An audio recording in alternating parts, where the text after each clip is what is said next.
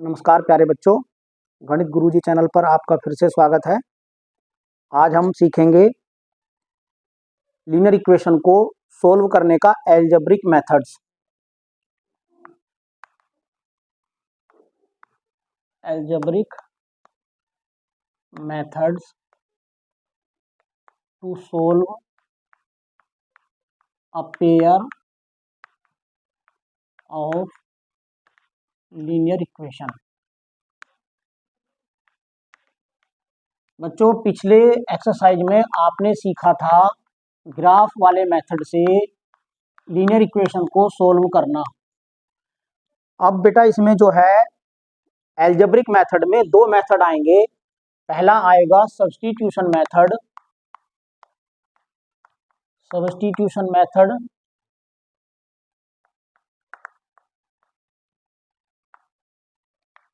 और दूसरा आएगा एलिमिनेशन मेथड।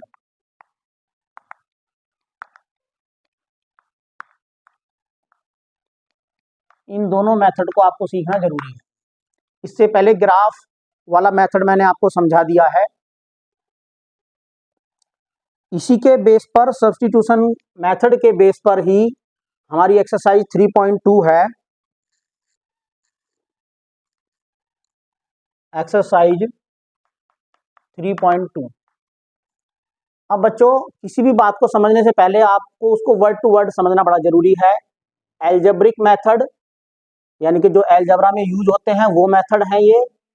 टू सोल्व करने के लिए मैंने आपको बताया था, किसी भी इक्वेशन को सोल्व करने का मतलब होता है उसके अंदर जो वेरिएबल्स हैं उसकी वैल्यू को फाइंड करना। अ पेयर का मतलब होता है बच्चों कोई भी दो चीजें। अ पेयर ऑफ लीनियर इक्वेशंस, तो इसमें दो लीनियर इक्वेशन आएंगी, तो दो लीनियर इक्वेशन को हम एक पेयर बोलते हैं।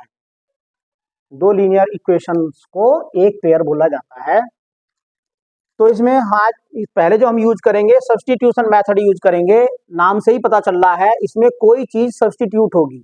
जब एक चीज को दूसरी जगह रखा जाता है तब उसे सब्स्टिट्यूशन मेथड बोला जाता है। नाम से भी बच्चों इनका दोनों का पता चलेगा आपको। तो इसमें पहले ही क्वेश्चन में पहला क्वेश्चन है बच्चों, सोल्व द लीनियर इक्वेशंस। पहले क्वेश्चंस के इसमें कुल मिला के 6 पार्ट्स हैं।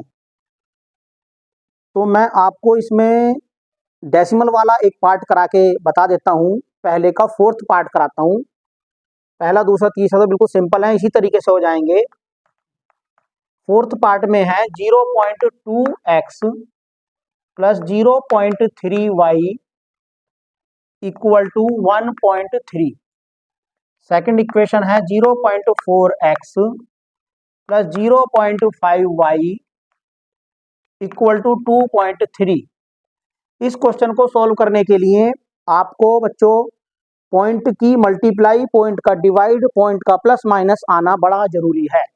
अगर आपको पॉइंट के इन ऑपरेशंस में दिक्कत होती है तो ये आपको समझ नहीं आएगा। तो पहले आपको उसको समझना जरूरी है अच्छे से। चलिए बच्चों, अब इसको सोल्व करते हैं। ये पहली इक्वेशन है, ये दूसरी इक्वेशन है। तो सब्स्टिट्यूशन मेथड में क्या करते हैं, हम पहली इक्वेशन से एक वेरिएबल की वैल्यू निकालते हैं, उस वैल्यू को दूसरी इक्वेशन में पुट कर देते हैं, तो फिर दूसरे वेरिएबल की वैल्यू आ जाती है। चाहे हम ऐसा भी कर सकते हैं, चाहे दूसरी इक्वेशन से कोई से भी एक वेरिएबल की वैल्यू निकालो और उसको पहले में पुट कर दो तो भी सोल्व हो जाएगा। हम पहली इक्वेशन लेके चलते हैं। पहली इक्वेशन से हम चलो x की वैल्यू निकालते हैं फ्रॉम इक्वेशन 1।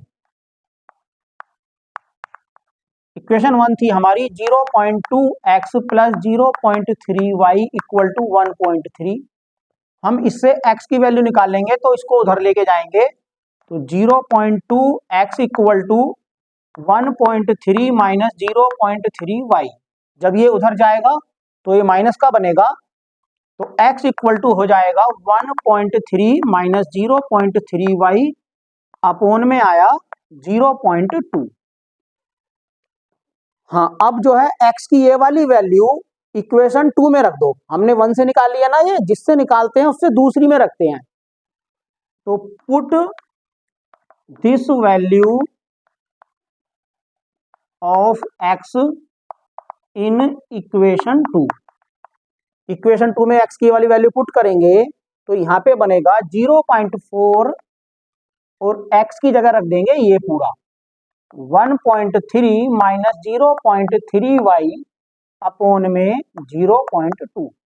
कुछ बच्चे ये गलती करते हैं कि वो सोचते हैं कि 0.4 की मल्टीप्लाई x में हो रही है तो 0.4 को केवल 1.3 में मल्टीप्लाई कर देते हैं, जबकि ऐसा नहीं है बच्चों। 0.4 की वैल्यू और 0.4 की मल्टीप्लाई x में हो रही है और ये पूरा x है, तो इसको ब्रैकेट में लिखना जरूरी है। चाहे तो पूरे को ब्रैकेट में लिख दो, चाहे ऊपर वाले को लिख दो। Plus 0.5y equal to 2.3। अब हम इसको कट कर देंगे, पॉइंट के बाद एक डिजिट, पॉइंट के बाद एक डिजिट। तो क्योंकि ये मल्टीप्लाई कर रहा है इसको, तो पॉइंट से पॉइंट कटेगा और 2 से ये कट जाएगा 2 टाइम, और फिर इस 2 की इसमें मल्टीप्लाई हो जाएगी, अंदर दोनों ही टर्म में होगी बच्चों, इसीलिए हमने ब्रैकेट में लिखा था। तो जब 2 की मल्टीप्लाई 1.3 में होगी तो ये आ जाएगा 2.6 minus 0.6 y plus 0.5y equal to में क्या है 2.3। अब 2.6 को उधर लेके जाएंगे इक्वल टू से उधर, y वाले टर्म इधर ही रखेंगे। 0.6 में से 0.5 माइनस होगा तो ये माइनस के 0.1y बचेगा, माइनस का 0.1y equal to 2.3 minus 2.6, minus के 0.1y इक्वल टू 2.3 में से 2.6 माइनस होगा तो 0.3 आएगा माइनस का। अब इसको उधर लेके जाएंगे तो y इक्वल टू माइनस के 0.3 अपोन में माइनस के 0.1, माइनस से माइनस कटेगा, पॉइंट से पॉइंट कटेगा, 1 3 जा 3 आएगा तो y इक्वल टू आ जाएगा 3। तो y की वैल्यू तो ये आ गई, एक आंसर तो आ गया ये। अब y की इस वैल्यू को यहाँ पे पुट कर देंगे तो x निकल जाएगा हमारा सीधा सीधा। यहाँ पे भी आप पुट कर सकते हो, यहाँ पे भी कर सकते हो और यहाँ पे भी कर सकते हो, कहीं भी कर सकते हो, लेकिन यहाँ पे करना सबसे ज्यादा आसान है। तो x इक्वल टू हो जाएगा 1.3 माइनस 0.3 मल्टीप्लाई y की जगह पे है 3 अपोन में 0.2। बच्चों मैंने पहले भी बताया था, अगर आपको पॉइंट की मल्टीप्लाई, पॉइंट के डिवाइड, पॉइंट के प्लस माइनस में कहीं भी कंफ्यूजन है तो आप कैलकुलेशन में गलती कर बैठोगे। तो इसलिए पहले अपने ये डाउट दूर करने हैं, तब आपकी कैलकुलेशन ठीक होगी, और ज्यादा से ज्यादा प्रैक्टिस खुद करनी है। माइनस ये बन जाएगा बच्चों 0.9 अपोन में 0.2। 1.3 में से जब 0.9 को माइनस करेंगे तो ये बनेगा 0.4 अपोन 0.2। पॉइंट से पॉइंट कटेगा, 2 2 जा 4, तो x इक्वल टू आ जाएगा 2। मुझे उम्मीद है आपको ये समझ में आ गया होगा।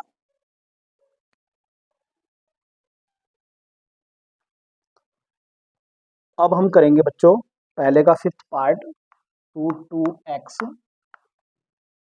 Plus √3y equal to 0, √3x minus √8y equal to 0।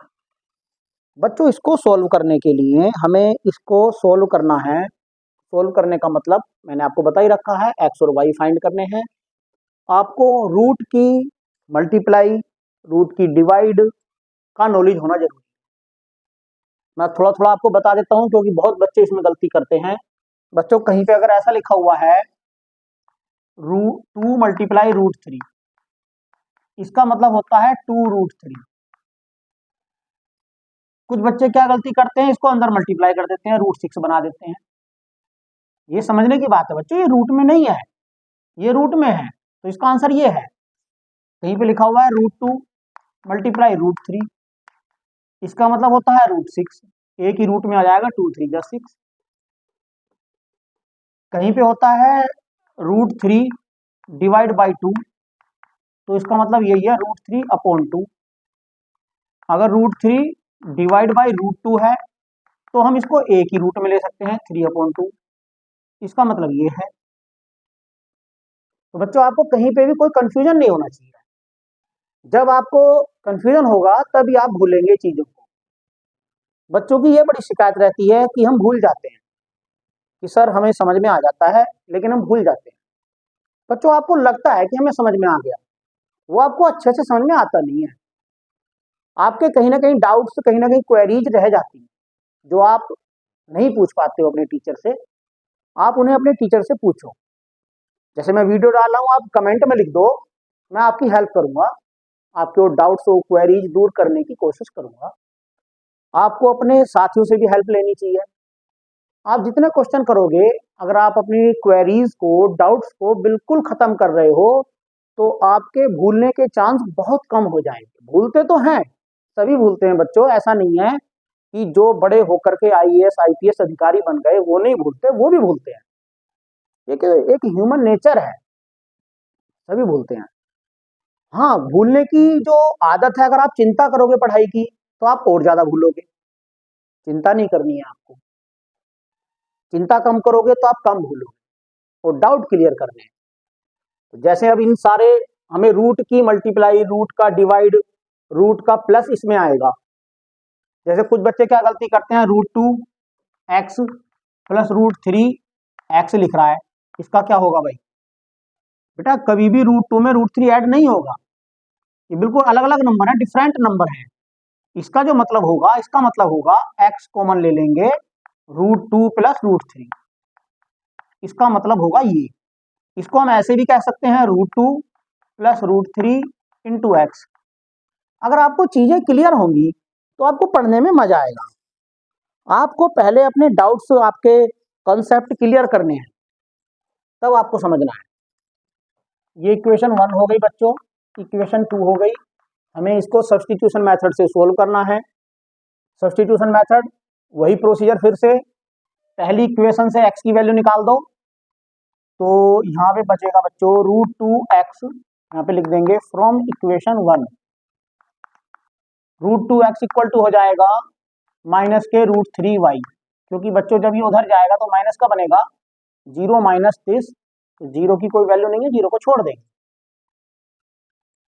जैसे आपको इसको भी मैंने ये बात आपको बताई, ये आपको स्टेप आपको याद नहीं करना है भाई ऐसा क्यों हुआ, 0 क्यों खत्म हुआ। हर क्यों का अगर आंसर आपके पास है तो आप भूलोगे नहीं, आपको मैथ पढ़ने में मजा आएगा। अगर आपके पास क्यों का आंसर नहीं है तो आप भूलो। आपको अपने क्यों का आंसर ढूंढना ही ढूंढना है। उसके लिए चाहे आपको अपने टीचर की हेल्प लेनी पड़े, चाहे किसी बच्चे की हेल्प लेनी पड़े, चाहे मुझे वीडियो में कमेंट करना पड़े, मैं ना बता पाऊं, मैं बता दूं तो बहुत अच्छा, नहीं बताऊं कहीं से और से ढूंढो। लेकिन बच्चों क्यों का आंसर अगर आपके पास है तो आपको मैथ क्लियर है। अगर क्यों का आंसर आपके पास नहीं है तो आपका मैथ क्लियर नहीं है। तो बच्चों चलो आगे पढ़ते हैं, सीखते हैं। x इक्वल टू बनेगा √3y अपॉन में √2। ओके, √2 उधर अपॉन में चला गया। कुछ बच्चों का ऐसे भी आ सकता है, एक ही रूट में 3/2y, वो भी ठीक है। अब x की ये वाली वैल्यू बच्चों इक्वेशन 2 में रख दो। Put this value of x in equation 2। Equation 2 हमारी थी √3, x की जगह रख दो ये, माइनस के √3y अपॉन में √2 इक्वल टू, नहीं माइनस √8y इक्वल टू 0। अब बच्चों √3 की √3 में मल्टीप्लाई होगी तो एक ही रूट में 9 आ जाएगा, 9 का √3 बन जाएगा, तो इसका आंसर आएगा 3 माइनस के 3y अपॉन में √2, इसको उधर ले गए तो 0 प्लस बन गया, 0 प्लस √8y, तो √8y आएगा। अब बच्चों 3 और अपॉन √2 भी उधर जाएगा, इधर अपोन में है तो √2 उधर जाके मल्टीप्लाई करेगा, तो माइनस के और 3 उधर अपोन में चला जाएगा, माइनस भी उधर चला जाएगा, अपोन में ही जाएगा 3 के साथ, माइनस तो ऊपर भी जा सकता है, तो इधर बचेगा अकेला y, उधर हो जाएगा √8y मल्टीप्लाई √2 अपोन में माइनस के 3। कहीं गड़बड़ तो नहीं होगी बच्चों? हाँ, हमें उसको उधर y को लेके जाना नहीं था, पर चलो लेगा कोई नहीं, फिर कर लेंगे। हाँ, तो अब इसमें y इक्वल टू √8 की √2 में मल्टीप्लाई हुई तो 16 आ गया, 16y अपोन में 3 माइनस का, इसको इधर लाएंगे तो प्लस बनेगा, ये y plus 16y upon 3 equal to 0। एक स्टेप बढ़ गया बच्चों ये, इसको उधर लेके जाना नहीं था, इसको इधर से भी हम कर सकते थे, वो अपना तरीका है। क्योंकि बच्चों मैं भी क्वेश्चन याद नहीं करता, क्वेश्चन कोई भी याद नहीं करता, अगर कोई क्वेश्चन याद करेगा तो वो मार खाएगा। हाँ, y कॉमन ले लिया, यहाँ पे बचेगा 1 प्लस 16 अपॉन 3 इक्वल टू 0, ये पूरा ही 0 में जाएगा, तो y इक्वल टू आ जाएगा बच्चों 0। y की ये वैल्यू यहाँ पे पुट कर देंगे,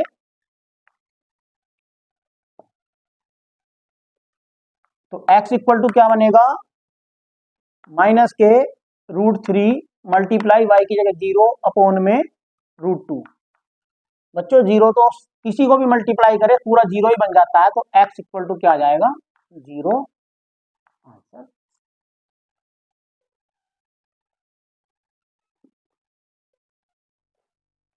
पहले का 6 पार्ट है बच्चों, ये 2 इक्वेशन है, सब्स्टिट्यूशन मेथड से सोल्व करना है।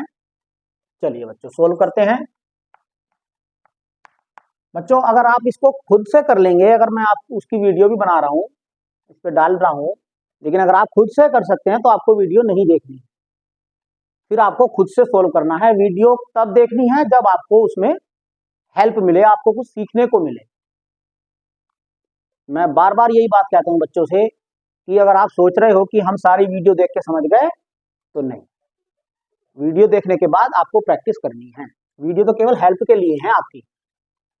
चलो पहली इक्वेशन लेते हैं, from equation 1 3x upon 2 minus 5y upon 3 equal to minus के 2।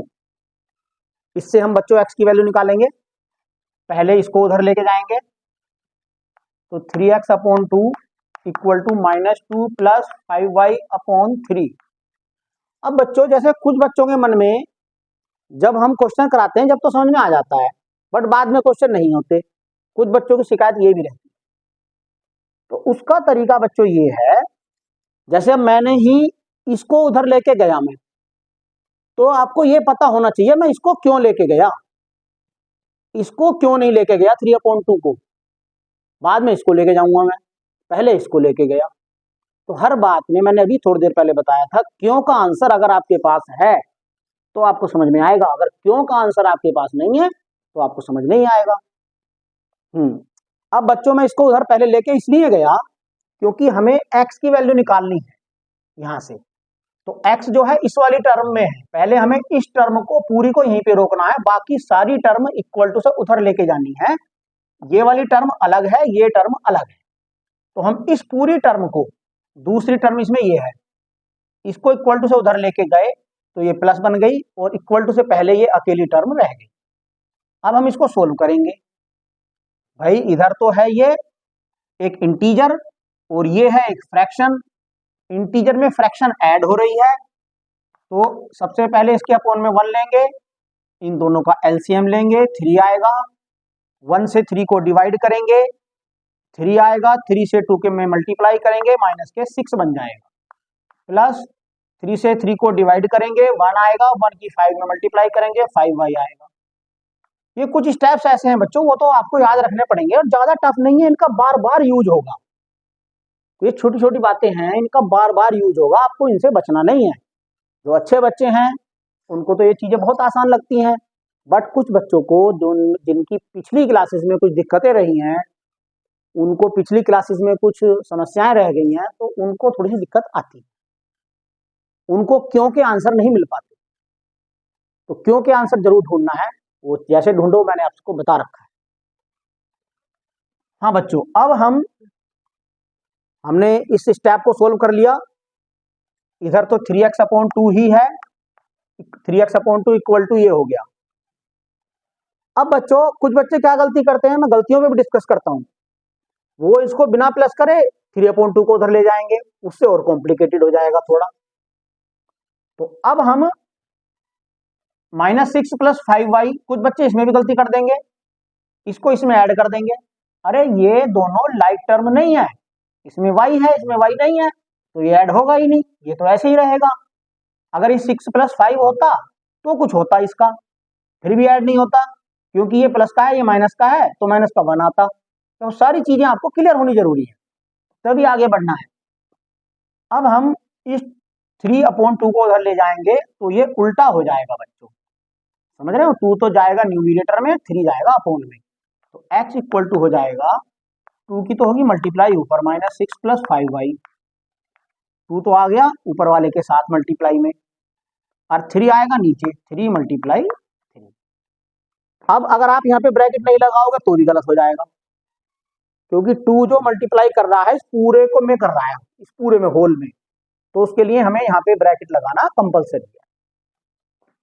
तो x इक्वल टू क्या आया, -12 + 10y और अपोन में 3 3 जा 9। x की ये वाली वैल्यू इक्वेशन 2 में पुट कर दो, फ्रॉम इक्वेशन 2 x/3, हाँ x को मत लिखो, x की जगह ये लिख दो, -12 + 10y, -12 + 10y अपोन में 9 था, ये थी x की वैल्यू।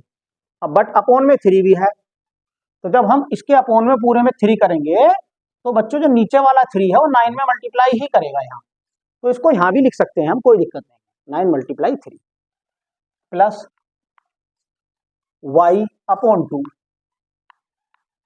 Equal to 13/6।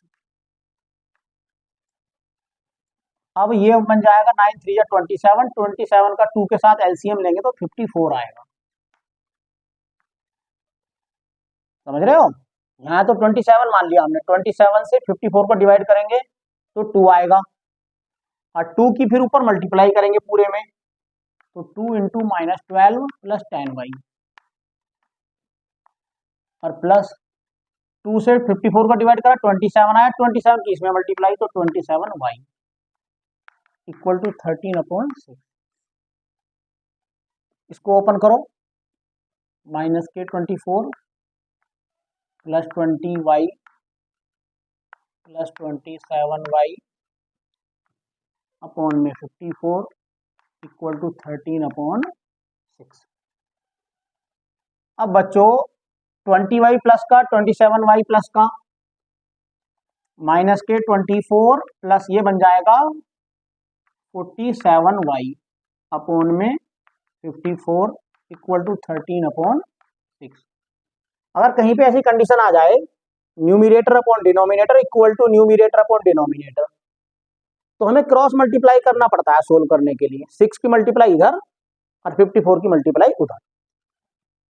चलो बच्चों कुछ कट तो नहीं रहा, अरे कट रहा है, 6 से कट जाएगा ये, 6 9 जा 54, तो आसान हो जाएगा, समझ रहे हो। इसको आप आगे भी काट सकते हो, लेकिन यहीं पे काट देंगे, नीचे वाले से नीचे वाला कट जाता है। मुझे उम्मीद है आपको इसमें कोई दिक्कत नहीं होगी कि नीचे वाले से नीचे वाला क्यों कट जाता है। चलो करके दिखाते हैं एक छोटे से एग्जाम्पल में। कहीं पे लिखा हुआ है x/4 इक्वल टू 1/2 है ना, इसके जैसा ही बन गया ये। हम इसमें क्या करेंगे, x × 2 कर देंगे, इसको क्रॉस मल्टीप्लाई से इसको कर देंगे 4 × 1, और x इक्वल टू क्या हो जाएगा, 2 उधर अपोन में जाएगा, 4 × 1/2 हो जाएगा, फिर 2 से कटेगा 2 टाइम। तो कहने का मतलब है जो इधर अपोन में है वो इधर अपोन वाले से कट जाता है, ये देखा आपने। तो इसलिए इसको स्टेप घटाने के लिए यहीं पे कर दो, 2 2 जा 4 और डायरेक्ट आ जाता x इक्वल टू 2 1 जा 2। तो डायरेक्ट वाला मेथड ठीक है या लेंथी मेथड ठीक है? ये डायरेक्ट वाला ठीक है। तो मैंने समझाने के लिए आपको कराया बच्चों। हाँ, अब इधर तो बच गया 1, 6 1 जा 6, 6 9 जा। अब इसकी क्रॉस मल्टीप्लाई करेंगे तो ये बनेगा -के 24 प्लस 47y इक्वल टू 13 9 जा 117। तो 47y इक्वल टू हो जाएगा 117 प्लस 24, 47y इक्वल टू बन जाएगा बच्चों ये प्लस हो जाएगा 7 प्लस 4 11, 1 प्लस 2 3, 4 और फिर 1 का 1, 47 3 जा, ये 3 जा हो जाएगा तो y इक्वल टू आ जाएगा 3। y की वैल्यू आप यहाँ पे पुट कर दोगे तो आपका x निकल जाएगा। अब मुझे उम्मीद है आप x आसानी से निकाल लोगे। पहला क्वेश्चन पूरा हो चुका है बच्चों। Second question, solve 2x plus 3y equal to 11 and 2x minus 4y equal to minus 24 and hence find the value of m for which y equal to mx plus 3। इसमें हमें पहले x और y की value निकालनी पड़ेगी, फिर x और y की value y equal to mx plus 3 दे रखा है, इसमें पुट कर देंगे, m निकल जाएगा। आसान है, आप इसे खुद कर लोगे।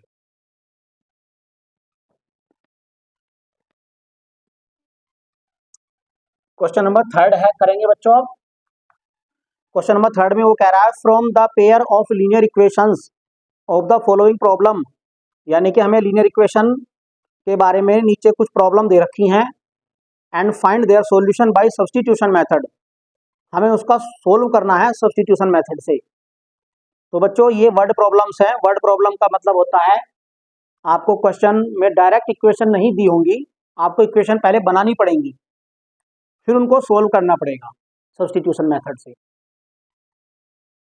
हाँ, तो पहला थर्ड का फर्स्ट पार्ट में कह रहा है वो the difference between two numbers is 26। दो नंबर हैं, उनके बीच का डिफरेंस 26 है। And one number is 3 times the other, पहला नंबर जो है दूसरे नंबर का 3 गुना है। फाइंड दैम, उन्हें बताओ, उन्हें निकालो। तो हम सबसे पहले दोनों नंबर को लेट कर लेंगे। लेट बिग नंबर, क्योंकि बच्चों दो नंबर है तो एक बड़ा नंबर होगा एक छोटा होगा। Let big number equal to x and small number, दो बार नंबर लिख दिया, small number equal to y। बड़ा नंबर ले लिया हमने x और छोटा नंबर ले लिया हमने y। अब बच्चों दोनों कंडीशन से दो इक्वेशन बनेंगी। पहली कंडीशन में कह रहा है वो the difference between two number is 26। बच्चों दोनों का डिफरेंस जो है 26 है, यानी कि इसका और इसका डिफरेंस का मतलब होता है बच्चों बड़े नंबर में से छोटे नंबर को माइनस करना। तो x minus y equal to 26, equation 1। फिर कह रहा है वो जो बड़ा नंबर है छोटे नंबर का 3 गुना है, एक तरफ लिख दो x, दूसरी तरफ लिख दो y। ये नंबर इसका 3 गुना है। कुछ बच्चे यहाँ पे क्या गलती करते हैं, वो इधर 3 मल्टीप्लाई कर देते हैं और सोचते हैं कि जब ये 3 गुना है तो इधर 3 से मल्टीप्लाई होगी, 3x इक्वल टू वाई, ऐसे कर देते हैं कुछ बच्चे। लेकिन बच्चों जरा आप गहराई से सोचो, बात को समझो। वो कह रहा है ये नंबर इस नंबर का 3 गुना है, जब ये 3 गुना है तो ये बड़ा है, ये छोटा है। अगर हम बड़ा, भाई x बड़ा है y छोटा है, हमने x को ही 3 से मल्टीप्लाई कर दी तो x तो और बड़ा बन गया। क्या ये फिर y के बराबर हुआ? नहीं हुआ। भाई x तो बड़ा था तो इधर 3 से मल्टीप्लाई करेंगे, इसका 3 गुना करेंगे तब ये बराबर होंगे। इक्वल टू का मतलब होता है बराबर। अब ये दोनों बराबर है, x बराबर 3y। तो ये जो इक्वेशन आई ये दूसरी कंडीशन से आई, तो x minus 3y equal to बन गया 0, इक्वेशन होगी सेकंड। अब आप इन दोनों को जैसे मैंने बताया था उसी मेथड से सोल्व कर लोगे कोई दिक्कत आपको नहीं आएगी, जो मैंने समझा रखा है उसी से ये हो जाएगा। बच्चों मैं फिर कह रहा हूं, मैं इसमें मैक्सिमम क्वेश्चन कराऊंगा, बट आपको मेरी सारी वीडियोस नहीं देखनी है, पहले आपको ट्राई करनी है, फिर अगर आपसे ना हो तब आपको वीडियो की हेल्प लेनी है। सेकंड पार्ट में वो कह रहा है, हाँ फर्स्ट को तो अब आप पूरी खुद ही कर लोगे, सब्स्टिट्यूशन मेथड मैंने समझा रखा है, कर लोगे इसको, कोई दिक्कत नहीं है, एक्स और वाई निकल जाएगा, वही आंसर आएगा।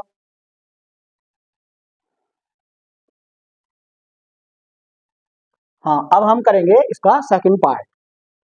The larger of to supplementary angles exceed the smaller by 18 degree, find them. दो एंगल हैं, उसमें भी एक एंगल बड़ा है एक छोटा है, और दोनों सप्लीमेंट्री हैं, बिल्कुल सेम इसकी तरह ही है। Let larger angle, larger angle मान लिया हमने x degree, and smaller angle ले लिया हमने y डिग्री। अब बच्चों पहली ही कंडीशन में वो कह रहा है कि ये दोनों सप्लीमेंट्री हैं। सप्लीमेंट्री का मतलब होता है x plus y equal to 180 degree. पहली इक्वेशन तो आ गई इस वाली बात से, जो उसने पहली बात कही, पहला स्टेटमेंट कहा उसने, दोनों सप्लीमेंट्री हैं, तो इससे पहला सप्लीमेंट्री कहते हैं उसे जिन दो एंगल का टोटल 180 डिग्री होता है। तो x plus y equal to 180 degree रख दिया, x प्लस वाई 180 डिग्री होता है, तो इन दोनों को इक्वल रख दिया, ठीक। अब दूसरी बात वो कह रहा है, जो बड़ा वाला एंगल है वो छोटे वाले से 18 डिग्री ज्यादा है, ये वाला इस वाले से 18 डिग्री ज्यादा है, तो इसमें से इसको जब माइनस करेंगे और उसको इक्वल टू 18 रख देंगे, इक्वेशन बन जाएगी। तो x माइनस वाई बराबर हमने लिख दिया 18 डिग्री, 18 डिग्री, ये बन गई इक्वेशन नंबर 2। इनको सोल्व कर लो सब्स्टिट्यूशन मेथड से, आंसर आ जाएगा। चलो इसको पूरा ही करा देते हैं। From equation 1 x equal to क्या बन जाएगा 180 डिग्री माइनस वाई, इसको इक्वेशन 2 में पुट कर दो, put this value in equation 2। तो x की जगह रख लो 180 degree minus y equal to 18 degree, 180 degree minus 2y equal to 18 degree, तो ये बनेगा माइनस के 2y equal to 18 degree minus के 180 डिग्री, ये उधर गया बच्चों, माइनस बन गया। अगर ये स्टेप आपको आने जरूरी है, इसमें भी अगर आपको कहीं डाउट हो तो आप कहीं से हेल्प ले लेना, पूछ लेना, पिछली प्रीवियस क्लासेस में इनकी जरूरत हुई है तो जब भी आपको समझ में आएगा। मैथ में बच्चों ऐसा होता है, अगर एक स्टेप आपकी समझ में नहीं आया, आपने एक स्टेप को मिस कर दिया या इग्नोर कर दिया, तो आगे आपको समझने का कोई फायदा नहीं है।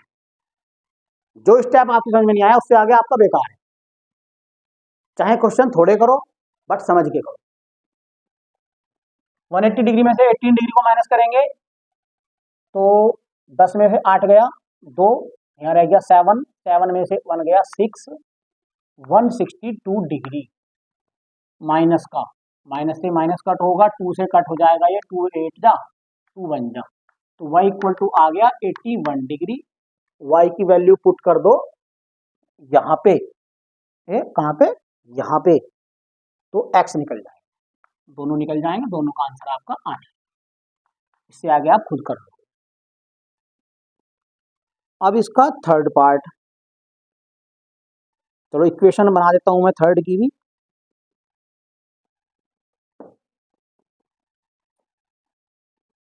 इक्वेशन मैं बना देता हूं, सोल्व आप करते रहना, सोल्व कराने की जरूरत नहीं है मुझे।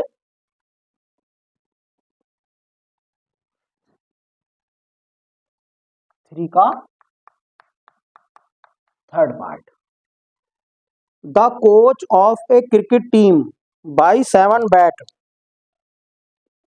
And 6 ball for rupees 3800, let she buy 3 bat 5 ball for rupees 1750, find the cost of each bat and each ball. हर एक बैट की उसने और हर एक बॉल की कीमत पूछी है।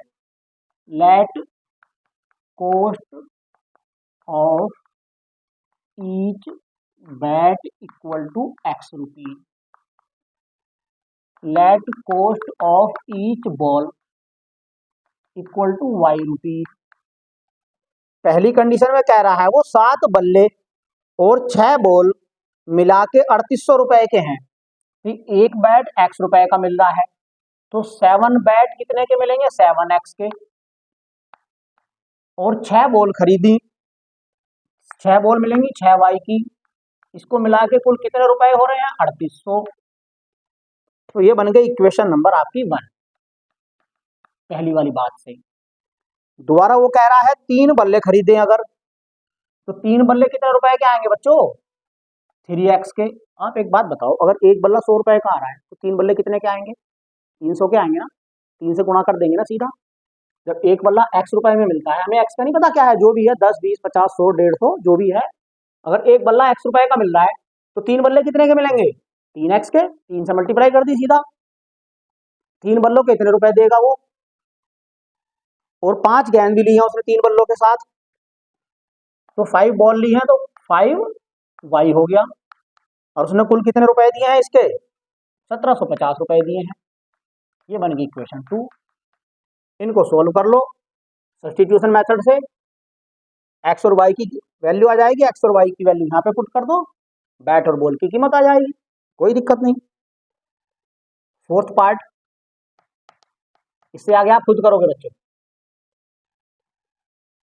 The taxi charges in a city consist of a fix charge together with the charge for the distance covered. अच्छा, कोई टैक्सी है वो जो है 2 तरह के चार्ज लेती है। एक तो फिक्स चार्ज है उसका, और फिर पर किलोमीटर का चार्ज है। Fix charge together with the charge for the distance covered. हाँ, डिस्टेंस जितनी भी कवर कर रही है उसके भी चार्ज ले रही है। For a distance of 10 kilometre the charge paid is 105 rupees. यानी कि 10 किलोमीटर के लिए उसने 105 रुपए लिए। And for a journey of 15 kilometre the charge paid 155 rupees. 15 kilometre की जर्नी के उसने 155 रुपए लिए, 155। What are the fix price, fix charges and charge per kilometre. तो फिक्स चार्ज पूछा है और 1 किलोमीटर का चार्ज वो कितने हिसाब से ले रहा है वो भी पूछा है। How much does a person have to pay for travelling a distance of 25 kilometre. तो वो कह रहा है कि 25 किलोमीटर के लिए किसी आदमी को कितना चार्ज पे करना पड़ेगा। तो 25 किलोमीटर का निकालने के लिए हमें पहले उसके चार्ज निकालने पड़ेंगे कि वो किस हिसाब से चार्ज कर रहा है, फिक्स चार्ज क्या ले रहा है और पर किलोमीटर के कितने रुपए ले रहा है। Let fixed charge equal to x rupees. यानी कि वो x रुपए तो ले ही रहा है, चाहे कितनी दूर को बैठ जाओ x तो लेगा ही। एंड पर किलोमीटर चार्ज इक्वल टू ले लिया हमने y रुपीज। ये 1 किलोमीटर का है बच्चों। सपोज करो कोई आदमी 1 किलोमीटर गया तो वो क्या लेगा उससे? x प्लस वाई लेगा। फिक्स तो x रुपए भी लेगा और 1 किलोमीटर के y रुपए लेगा, तो वो x प्लस वाई रुपए उसको देने पड़ेंगे। अगर वो आदमी 2 किलोमीटर गया तो x तो लेगा ही लेगा, और 2 किलोमीटर के ये कितने हो जाएंगे? 1 किलोमीटर के y, तो 2 किलोमीटर के ये बन जाएंगे 2y, तो उससे लेगा वो x प्लस 2y। अगर आदमी 3 किलोमीटर जा रहा है उससे टैक्सी से, तो उससे कितने रुपए लेगा वो? x तो लेगा ही। फिर उससे 3 किलोमीटर के ये कितने बनेंगे? 2 तरह के चार्ज है ना उसके किराए में, तो 3y ये बन जाएंगे, उससे लेगा x प्लस 3y रुपए कि भाई तू तो मुझे x प्लस 3y रुपए दे। इसी तरह से ये उसका फिक्स रहेगा, ये उसका किलोमीटर के अनुसार बढ़ता चला जाएगा। अब उसमें कह रहा है वो किसी आदमी ने 10 किलोमीटर की यात्रा करी है, तो 10 किलोमीटर की यात्रा के उसने दिए हैं 105 रुपए। तो देखो 10 किलोमीटर की यात्रा के कितने बनेंगे? x, तो ये वाले बनेंगे, और प्लस 10 किलोमीटर के ये हो जाएंगे 10y। इन दोनों को मिलके कितने रुपए लिए उसने? 105 रुपए लिए। ये बन गई इक्वेशन 1। फिर दूसरे आदमी ने करी है 15 किलोमीटर यात्रा, तो उसके बने x प्लस 15y। उससे लिए उसने 155 रुपए, ये बनेगी इक्वेशन 2। इन दोनों को सोल्व कर लो, एक्स और वाई आ जाएगा आपका, फिक्स चार्ज भी निकल जाएगा और पर किलोमीटर का चार्ज निकल जाएगा। फिर 25 किलोमीटर के निकाल देना। 25 किलोमीटर के चार्ज कैसे निकलेंगे, x plus 25 y, x plus 25 y होंगे 25 किलोमीटर के चार्ज। तो एक्स प्लस 25 वाई में एक्स और वाई की वैल्यू पुट कर देना, क्वेश्चन सोल्व हो जाएगा। 3 का 5th part. A fraction becomes 9/11 if 2 is added to both the numerator and the denominator। अच्छा, कोई फ्रैक्शन थी, उसमें हमने 2 ऐड करा, न्यूमिरेटर में डिनोमिनेटर में भी, यानी कि ऊपर भी और नीचे भी, तो उसका आंसर बन गया 9/11। चलो, अगर हमने 3 ऐड करा, if 3 added to both the numerator and denominator it become 5/6। अगर हमने ऊपर नीचे 3 ऐड करा तो आंसर बन गया 5/6। फाइंड द फ्रैक्शन, उस फ्रैक्शन को बताओ। हम फ्रैक्शन को ही मान लेंगे, late fraction equal to x/y। हमें फ्रैक्शन बतानी है बच्चों ये, अगर हमें x और y पता चल जाए तो फ्रैक्शन पता चल जाएगी। अब 2 कंडीशन दे रखी है, उससे 2 इक्वेशन बनेगी, फिर उन्हें सोल्व करेंगे, x और y निकलेंगे, फिर x और y की वैल्यू यहाँ पुट करेंगे, आंसर आ जाएगा। पहली कंडीशन में कह रहा है वो, अगर मैं इसमें 2 ऐड कर दूं, यहाँ पे भी यहाँ पे भी, तो ये 9/11 बन रही है, यानी कि x + 2 upon y + 2 equal to कितना बन रहा है, 9/11। इसको सोल्व करो, इक्वेशन बन जाएगी पहली। तो इसको सोल्व कैसे करेंगे, थोड़ा सिंप्लीफाई करेंगे, क्रॉस मल्टीप्लाई। तो 11 into x plus 2 equal to 9 into y plus 2, तो ये बना 11x + 22 equal to 9y + 18।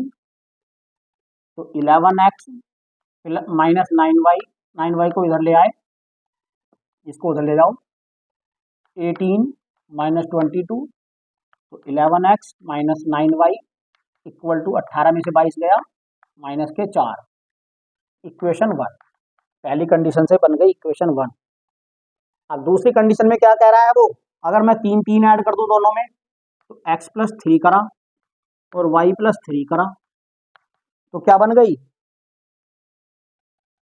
5/6 equal to 5/6 रख दिया। अगर आपको क्वेश्चन की लैंग्वेज समझ में आ गई तो समझो क्वेश्चन हो गया। लैंग्वेज को ध्यान से समझना।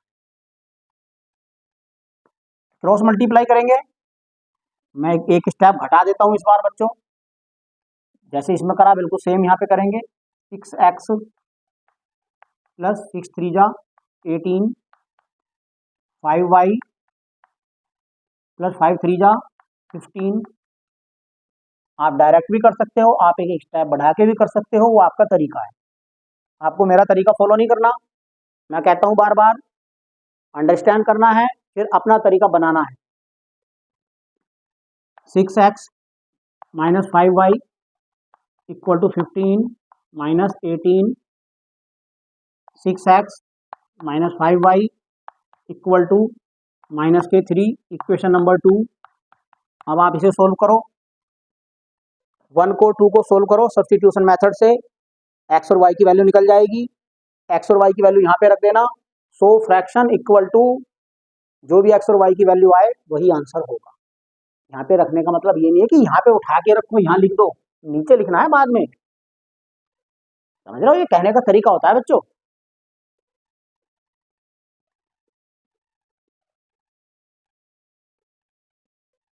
ये 5वां हो गया, हाँ 5वां हो गया, एक पार्ट हो रह गया इसका, छठा। चलो छठे के में भी बात करते हैं। 5 years hence the age of Jacob will be 3 times that of his son। अच्छा, वो कह रहा है यानी कि अब से 5 साल बाद जैकब की जो एज होगी वो अपने बेटे की एज से 3 गुनी होगी। कब होगी, अब से 5 साल बाद। 5 years ago Jacob's age was 7 times that of his son, यानी कि आज से 5 साल पहले, यानी कि पीछे जो उसकी उम्र थी उसकी 7 गुनी थी। What are their present age, दोनों की प्रेजेंट एज पूछी है बच्चों, जरा ध्यान से समझ, प्रेजेंट एज पूछी है यानी कि आज की एज पूछी है, तो आज की एज मान लेंगे दोनों की प्रेजेंट एज, थर्ड का 6, let Jacob's present age equal to x years and his son's present age equal to y years, ये हो गई y years उसके बच्चे की।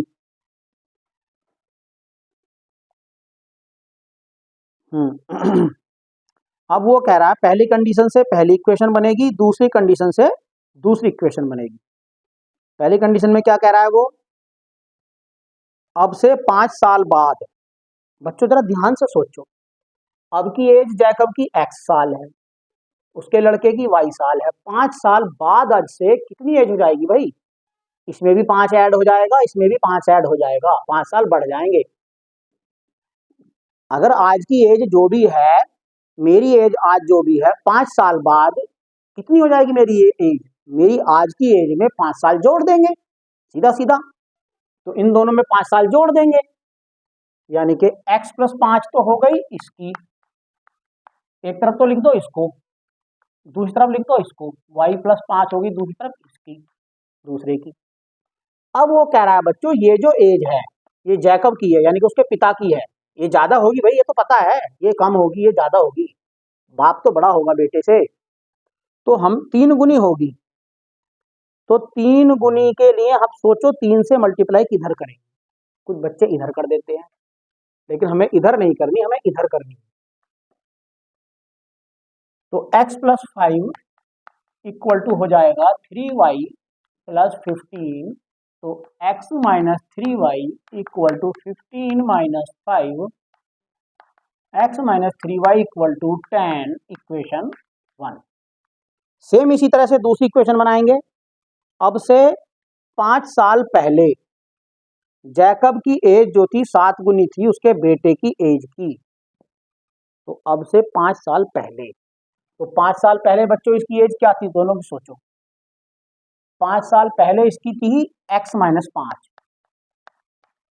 और 5 साल पहले इसकी थी y माइनस 5, समझ गए ना, इसको पहले इक्वल टू करके रख दिया। अब इनमें ये वाली जो थी इसकी 7 गुनी थी, ये ज्यादा थी ये कम थी, और 7 गुनी थी, तो 7 से मल्टीप्लाई कर दो इधर छोटे वाले में, सोल्व करो दूसरी इक्वेशन बन जाएगी, तो ये बनेगा x minus 5 equal to 7y minus 7 5 35, तो x minus 7y equal to हो जाएगा माइनस के 35 प्लस 5, तो x minus 7y equal to हो जाएगा माइनस के 30, इक्वेशन नंबर 2। अब इन दोनों इक्वेशन को सब्स्टिट्यूशन मेथड से सोल्व कर लो, क्वेश्चन आपका सोल्व हो जाएगा, x और y आ जाएगा, x और y यहाँ पे रख देना, यहाँ पे रखने का मतलब उठा के ही रखना, आखिर में लिख देना कि so Jacob's age equal to जो x आए वो, so son's present age equal to जो y आए वो लिख देना। ओके बच्चों, मैं उम्मीद करता हूँ आपकी समझ में आ गया होगा। हमारी एक्सरसाइज 3.2 पूरी हो चुकी है बच्चों। अगर आपको समझ में आता है तो बच्चों चैनल को सब्सक्राइब कर देना और लाइक भी कर देना, वीडियो को थोड़ा अच्छा लगता है, और कोई जो जरूरी आपको लगे कमेंट भी कर देना। शेयर आपकी मर्जी है, चाहे करो या मत करो, शेयर को मैं नहीं कह रहा। थैंक यू बच्चों।